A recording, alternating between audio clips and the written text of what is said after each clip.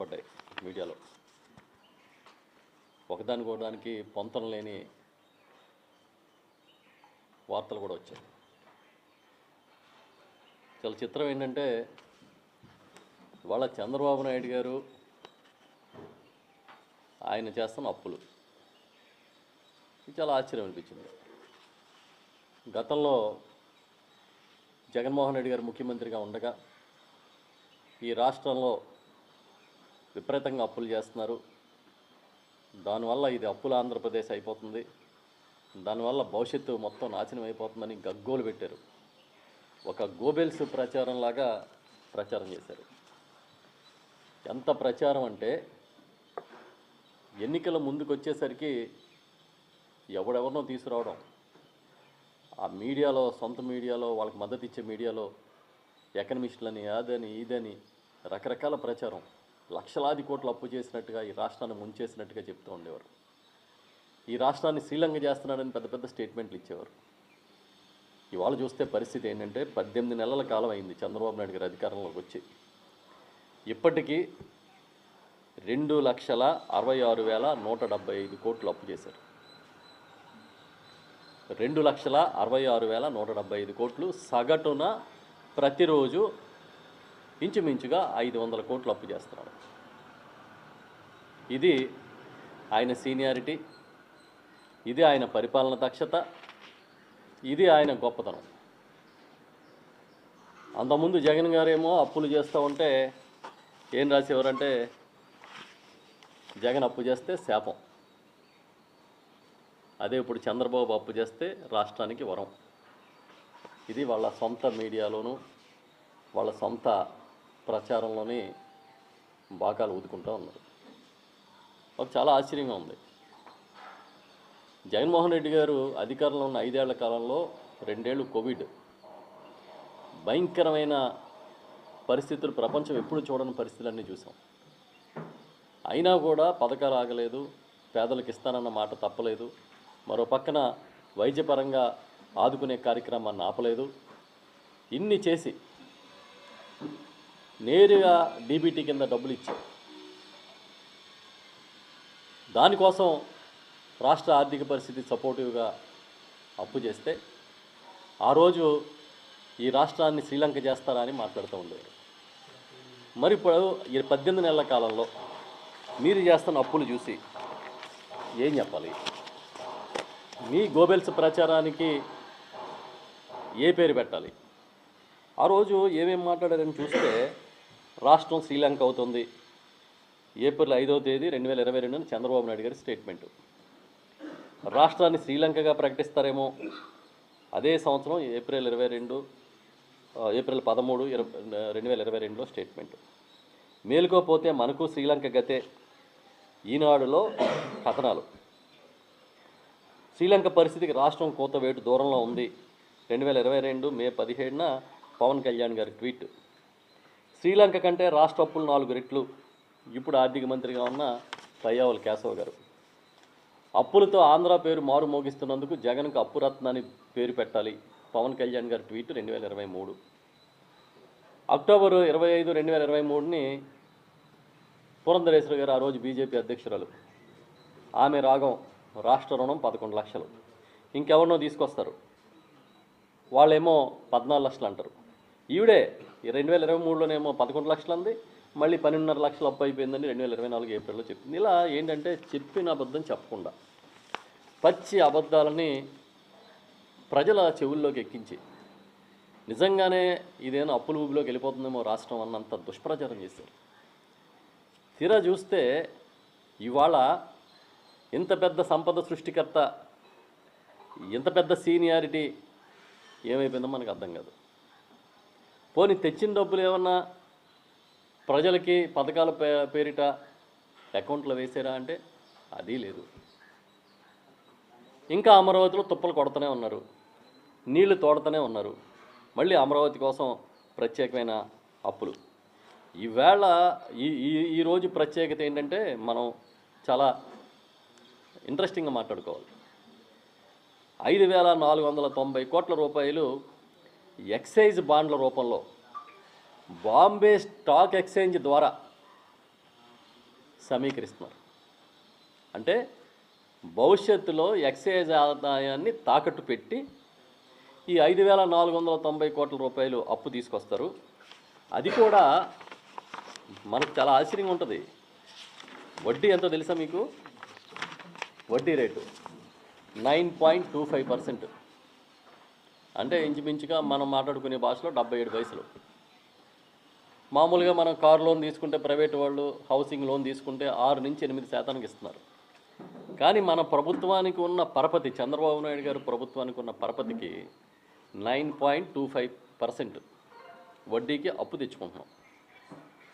ఇదే విధంగా గతంలో ఏపీ బెవరేజెస్ కార్పొరేషన్ ద్వారా అప్పు తీసుకురావాలన్న ఒక ప్రయత్నం జగన్మోహన్ రెడ్డి గారి ప్రభుత్వంలో జరిగితే అసలు ఏదో మహాపరాధం జరిగిపోయిందని, జగన్మోహన్ రెడ్డి గారికి పరిపాలనే చేత కాదన్నట్టుగా, అంతకు మించి చాలా దుర్మార్గం చేస్తున్నారని కేంద్రానికి లేఖలు రాశారు, కోర్టుల్లో కేసులు వేశారు, రకరకాల ప్రహసనాలన్నీ నడిపించారు. మరిప్పుడు మీరే విధంగా ఎఫ్ఆర్ఎంఏ నిబంధనలకి విరుద్ధంగా డబ్బులు తీసుకొస్తున్నారు చెప్పండి. ఆ రోజు జగన్మోహన్ రెడ్డి గారు చేసిన ప్రయత్నం తప్పైతే ఈరోజు చంద్రబాబు నాయుడు గారు మళ్ళీ ఎక్సైజ్ బాండ్ల రూపంలో డబ్బులు తీసుకురావడానికి, అప్పులు చేయడానికి చేసిన ప్రయత్నం ఒప్పెలా అవుతుంది? అంటే జగన్ గారి ప్రభుత్వం ఉంటే ఒక న్యాయం, చంద్రబాబు నాయుడు గారి ప్రభుత్వం ఉంటే ఒక న్యాయం. ఏ విధంగా, ఏ రాజ్యాంగంలో రాసి ఉంది? ఆ రోజు అడిగారు, చాలా పత్రికల్లో చూసాం, రాజ్యాంగ హక్కుల ఉల్లంఘన ఇది, రాజ్యాంగ ఉల్లంఘన, ఈ రకంగా అప్పులు తేవడానికి లేదు. మరి 2019-24 మధ్య జగన్మోహన్ రెడ్డి గారు అధికారంలో ఉన్నప్పుడు కూడా ఇదే రాజ్యాంగం ఉందా? లేకపోతే ఇప్పుడైనా మీ రాజ్యాంగం మారిపోయిందా? చంద్రబాబు నాయుడు గారి పరిపాలన కూడా సేమ్ అదే రాజ్యాంగం నడుస్తుందా? కొత్త రాజ్యాంగం ఏమైనా వచ్చిందా? ఎందుకు మీరు ఈ విధంగా అభూత కల్పనలు, అంటే పచ్చి అబద్ధాలు, పచ్చి ఆరోపణలు మీకు ప్రచారం చేసుకునే నైపుణ్యం ఉంది కాబట్టి ఆనాటి ప్రభుత్వం మీద అబద్ధాలు ఆడి వల్లించి దాన్ని ఒక ముద్ర వేసే విధంగా ప్రయత్నం చేశారు. నేను అడుగుతున్నా, ఆ రోజు శ్రీలంక అన్నారు కదా, ఈరోజు ఏ లంక అయింది? ఏదైనా మా కడిపి లంక అందంగా పూలు పళ్ళు మొక్కలతో పచ్చగా ఉంటుంది కదా, అలాగైనా కడిపి లంక కనబడుతుందా మీకు శ్రీలంక బదులు? ఏ లంక? నిపుణులు చెప్తున్నారు సౌత్ సుడాన్ లాగా మారిపోద్దేమో ఆంధ్రప్రదేశ్ అని మీ అప్పులు చేసే పరిస్థితి చూసి. అసలు విషయం చిమ్మడమే తప్ప మరొక అజెండా లేకుండా 5 ఏళ్ల పాటు పనిచేశారు. 5 ఏళ్ల పాటు దుర్మార్గం, కాగు రిపోర్ట్స్ని, బడ్జెట్గా దేన్ని కాపీస్ని, ఇవన్నిటినీ కూడా ఒక తప్పు మీరు చేశారు. మేము అడుగుతున్నాం, ఈ డబ్బు ఏమైంది? ఈ డబ్బు దేనికి ఖర్చు పెట్టారు? అమరావతి కట్టారా? ఆంధ్రప్రదేశ్లో అభివృద్ధి కార్యక్రమాలు చేశారా? మీరు ఇచ్చిన సూపర్ 6 హామీల కోసం మహిళలకి, ఇతర వర్గాలకి అకౌంట్లో డబ్బులు వేశారా? ఏం చేశారని అడుగుతున్నాం. ఈ మధ్యకాలంలో బహుశా 1-2 నెలల క్రితం, మరి అంతకన్నా కొంచెం ముందు అనుకుంటా, నేను ఆంధ్రజ్యోతిలో కూడా ఒక వార్త చూశా. పోటెత్తుతున్న లోటు, ప్రమాదంలో రాష్ట్ర ఆర్థిక పరిస్థితి, ఆంధ్రజ్యోతిలో రాశారు. వైసీపీ హయాంలోనే ప్రమాదకరంగా ఉంది ఆ రోజు రెవెన్యూ లోటు, ఇవాళ అంతకన్నా ప్రమాదకరంగా కనిపిస్తుందని మీ అనుకూల మీడియాలో కూడా రాశారు. అంటే వాళ్ళకి ఎంత అలార్మింగ్గా అనిపించుంటుంది చూడండి మీరు చేసే కార్యక్రమం. మేము అడుగుతున్నాం, మీకు అసలు రెవెన్యూ లోటు మొదట 6 నెలల్లో 140% ఎలా వచ్చింది? అంటే మీ అంచనాలన్నా తప్పు, అబద్ధాలే కదా. అంటే మీ బడ్జెట్ కూడా అబద్ధమే కదా. బడ్జెట్ ఎలా రూపొందిస్తారు? ఇదిగో ఈ మొదట 3 నెలల్లో ఇంత ఆదాయం వస్తుంది, ఇంత ఖర్చు అవుతుంది, మొదట 6 నెలల్లో ఇంత ఆదాయం వస్తుంది, ఇంత ఖర్చు అవుతుందనే కదా. మీరేం చేశారు? ఆదాయమో 100 రూపాయలు వస్తుందని చూపించారు, ఖర్చు 10 రూపాయలు వద్దన్నట్టుగా చూపించారు. రివర్స్ అయింది. ఆదాయం ఏమో వచ్చిందా 100 రూపాయలు వస్తుందంటే 34 రూపాయలు వచ్చింది. ఇవాళ మీరు టార్గెట్లు పెట్టి, పర్మిట్ రూములు పెట్టి, ఇంటింటికి అమ్మించి డోర్ డెలివరీలు చేయించి లిక్కర్ అమ్మిస్తున్నారు. దేనికోసం అంటే రాబోయే ఆదాయాన్ని కూడా తాకట్టు పెట్టారు.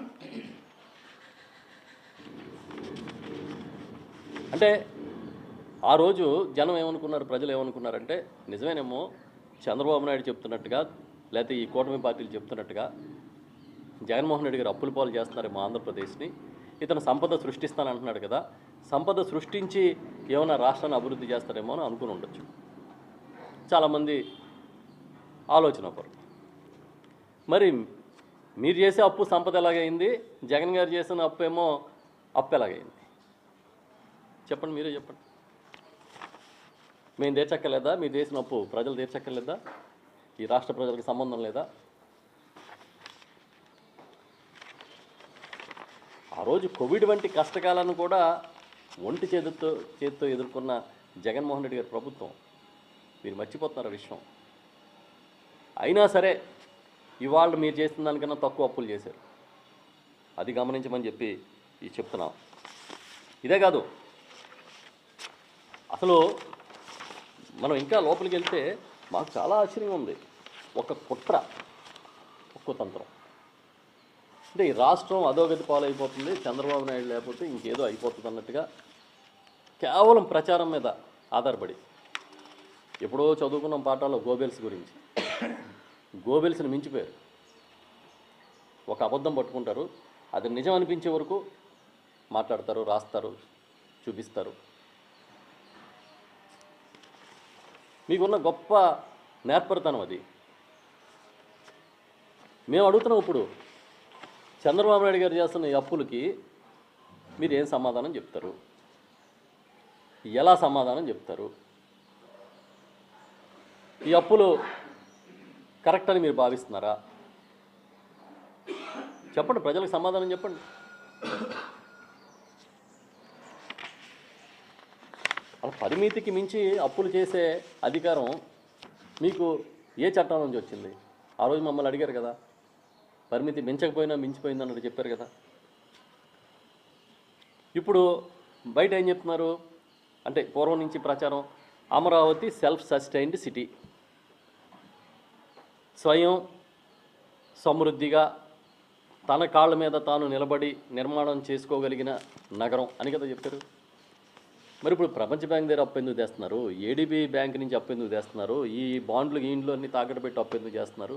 చిత్రం ఏంటంటే, ఈ 5,490 కోట్లు కాకుండా మళ్ళీ అమరావతి కోసం మరొక 8,000 కోట్లు అప్పు చేయడానికి కూడా ఇమీడియట్గా ఇప్పుడు ఏర్పాట్లు చేసుకున్నారు. అమరావతి అప్పు మళ్ళీ అది వేరు, సెపరేట్, అదొక 8,000 కోట్లు. ఇచ్చేవాడు ఉండాలే కానీ కొంతమంది ఉంటారు పాపం, వాళ్ళని ఊర్లో కనబడితే పారిపోతుంటారు జనం, ఇది ఎవరిని అప్పు అడుగుతాడో అని. అలాగే ఇచ్చేవాడు ఉండాలే కానీ చంద్రబాబు నాయుడు ఎవరి దగ్గర నుంచి అప్పు తెచ్చే పరిస్థితి కనపడుతుంది. ఎంత అబద్ధాలు, అబోధ కల్పనలు. పోనీ జీతాలన్నా సరిగా ఇస్తున్నారా అంటే, నిన్నే కొంతమంది ఎక్కడో కార్యక్రమంలో ఎవరో ఉద్యోగులు కనిపించారు, ఇంకా 18 శాఖలకి జీతాలు రాలేదని చెప్తున్నారు. ఈ నెల ఎంత తారీఖు? ఇది 13వ తేదీ. గట్టిగా నిలదీస్తారు, గట్టిగా గొడవ పెడతారు అనుకున్న 2-3 శాఖలు, ఆ 2-3 శాఖలకి 2-3 కేటగిరీల ఉద్యోగులకి మాత్రం ఒకటో తారీఖు వేసేస్తున్నారంట. పాపం మిగతా వాళ్ళంతా అమాయక జీవులని, మిగతా శాఖల్లో పనిచేసే వాళ్ళందరికీ పాపం నోరు లేదని ఈ సర్కారు భావన అనుకుంటా. ఇవాళ వరకు రాలేదు. పైగా ఒక నాయకుడు చెప్తున్నాడు, రాష్ట్ర యూనియన్ ప్రతినిధులు ఎవరిని అడిగితే, ఈ నెలే కదబ్బా, వచ్చే నెల కూడా రెడీగా ఉండండి, లేట్ అవుతాయి అన్నారంట. వచ్చేదేమో సంక్రాంతి నెల, ఇదేమో క్రిస్మస్ నెల. ఈ 2 పండుగ నెలల్లో ఖర్చులేమో తడిసి మోపుడు ఉంటాయి అందరికీ, వీళ్ళు రెడీగా ఉండాలంట. అంటే ఏంటో ఈ గవర్నమెంట్ ఏం జరుగుతుందో. ఆ రోజేమో ఇదే విధంగా బెవరేజ్ కార్పొరేషన్ ద్వారా అప్పు తీసుకురావడానికి ట్రై చేస్తే మీరు కోర్టులకు వెళ్ళొచ్చు, అది న్యాయం. మీరు కంప్లైంట్స్ చేస్తారు సెంటర్లకి, అది న్యాయం. ఇవాళ అదే పని మీరు చేస్తారు, దీన్ని ఎవడో అడగకూడదు. అడిగితే మీరు రెడ్ బుక్ బడి తీస్తారు, ఎవడోడి మీద కేసులు కథలు అల్లేస్తారు. ఇది కూడా బాంబే స్టాక్ ఎక్స్చేంజ్ ద్వారా తెస్తున్నారంట ఈ డబ్బులు, ఈ 5,490 కోట్లని. ఎవరి స్టాక్లు ఎవరు అమ్మేస్తున్నాడు? ఎవరు వాటాదారులు, ఎవరి స్టాక్స్ ఎవరు అమ్మేస్తున్నారు చూడండి. అసలు ఇంత దుర్మార్గంగా ప్రచారం చేయగలిగిన వాళ్ళు ఇంకెవ్వడు ఉండడేమో. ఇంక ఇది కాకుండా ఇంకొక స్టోరీ ఉంది, ఇవాళ పేపర్లు చూస్తే చాలా ఇంట్రెస్టింగ్గా. ఒక పత్రికలో విశాఖపట్నం నాలెడ్జ్ ఎకానమీ ఏఏ హబ్ హెడ్లైన్స్. తండ్రి కొడుకులు పారలు పట్టుకుని మట్టి తీస్తున్నారు. ఇంకొక పత్రికలో Visakha economic region global economic hub. ఈ ఎకనమిక్ రీజియన్లో సమగ్ర అభివృద్ధికి ప్రణాళికలు. చంద్రబాబు నాయుడు గారు నిన్న విశాఖపట్నంలో మీటింగ్. 9 జిల్లాల కలెక్టర్లు, అధికారులు, పెద్ద పెద్ద ప్రజెంటేషన్లు. రోడ్లు నిర్మాణం, రైలు మార్గాల నిర్మాణం, పోర్టుల నిర్మాణం, విమానాశ్రయాల అభివృద్ధి, లాజిస్టిక్స్ ఎలా చేయాలి, టూరిజం ఎలా డెవలప్ చేయాలి, 40 కిలోమీటర్ల రేడియస్ సముద్రం చుట్టూ ఉన్నదంతా కూడా టూరిజం సిటీగా మార్చాలి, గ్రోత్ ఇంజిన్లు, గ్రోత్ క్యారిడార్లు, గ్రోత్ డ్రైవర్లు, ఇవన్నీ ఇవాళ పత్రికలోనే ఉన్నాయి. మీరు ఎవరైనా కావాలంటే సరదా చదవండి. 2024 నాటికి $52 బిలియన్ ఉన్న విశాఖపట్నం గ్రోత్ రీజియన్లో, యాపోని ఎకనమిక్ రీజియన్లో జీడిపి 2032 నాటికి 125 నుంచి 135 బిలియన్ డాలర్లకి వెళ్తుందంట. ఓకే, 30 లక్షల ఉద్యోగాలు వస్తాయంట. సూపరు. ఈ విజిఆర్ మాస్టర్ ప్లాన్ అభివృద్ధి చేస్తే 2047 నాటికి 750 నుంచి 800 మిలియన్ డాలర్లకి పెరుగుద్దంట. ఎక్సలెంట్. మేము ముందు నుంచి ఇదే కదా చెప్తున్నాం. విశాఖపట్నం ఆర్థిక రాజధాని అని మా గౌరవ ఆనాటి ముఖ్యమంత్రి జగన్మోహన్ రెడ్డి గారు ఎందుకు చెప్పారు? విశాఖపట్నానికి మాత్రమే ఈ గ్రోత్ కెపాసిటీ ఉంది, ఇది డెవలప్ చేసుకోకపోతే ఎప్పటికీ ఇలాగే ఉంటాం, కాబట్టి ఆ శాసన రాజధాని ఏదో ఇక్కడ ఉంచుకున్న అమరావతిలో మిగతా దాన్ని అక్కడ షిఫ్ట్ చేద్దాము, అక్కడ దాన్ని డెవలప్ చేద్దామని చెబితే ఎంత అల్లరి చేశారు. పెద్ద విలన్లాగా చూపించాలని ప్రయత్నం చేయలేదా?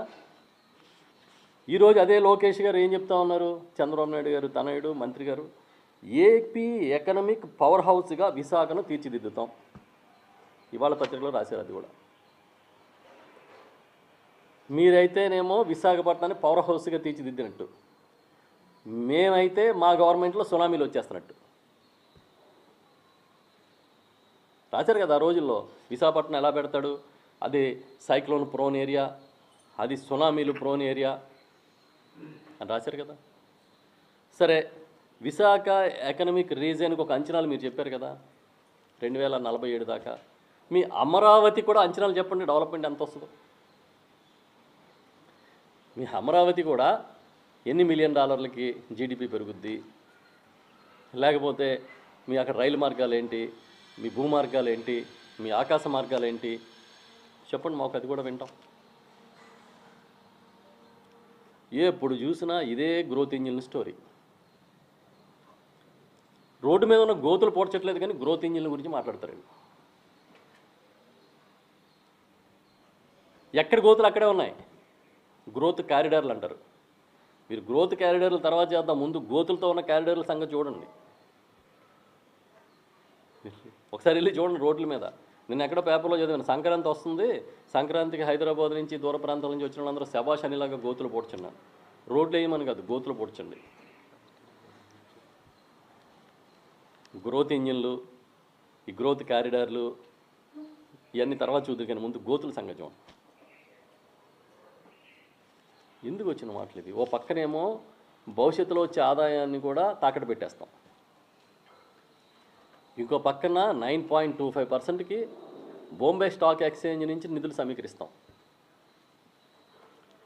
ఇటువైపు చూస్తే ఇదిగో ఇలాంటివి ఆకాశ మార్గాలు, భూమార్గాలు, సొరంగ మార్గాలు, మీ ఇష్టం వచ్చినట్టు స్టోరీస్ తయారు చేసి మార్కెట్ చేస్తారు. మేము అడుగుతున్నాం, డైరెక్ట్గా సూటిగా అడుగుతున్నాం. జగన్మోహన్ రెడ్డి గారు ప్రభుత్వంలో ఆ రోజు ఇదే బెవరేజెస్ కార్పొరేషన్ ద్వారా నిధుల సమీకరణకు ప్రయత్నం చేస్తే తప్పుపట్టిన మీకు ఈరోజు చేస్తున్నది తప్పని ఎందుకు అనిపించడం లేదు? ఆ రోజు ఒక రాజ్యాంగం, ఈరోజు ఒక రాజ్యాంగం అమల్లో ఉందా? ముఖ్యమంత్రి మారినప్పుడల్లా రాజ్యాంగాలు, నిబంధనలు, విధానాలు మారిపోతాయా? చెప్పండి.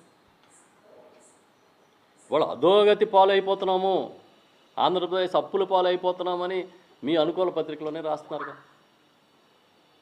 అది కూడా ఇంకా తప్పక రాస్తున్నారు కదా. పోనీ ఏ ఒక్కడన్నా సంతోషంగా ఉన్నారా? మీరు అమితంగా ప్రేమించే అమరావతి రైతులతో సహా చెప్పండి.